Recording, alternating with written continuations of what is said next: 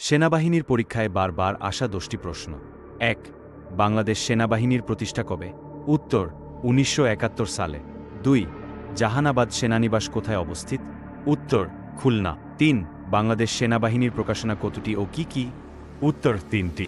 সেনাবার্তা, সেনাপ্রবাহ ও army journal. 4. Bangladesh সেনাবাহিনীর বীরশ্রেষ্ঠ কতজন? উত্তর 3 জন। সিপাহী মোস্তফা কামাল, সিপাহী হামিদুর রহমান, ক্যাপ্টেন মহিউদ্দিন জাহাঙ্গীর। 5. বাংলাদেশ সশস্ত্র বাহিনীর প্রধানকে? উত্তর প্রেসিডেন্ট। 6. বাংলাদেশ সেনাবাহিনীর স্লোগান কি?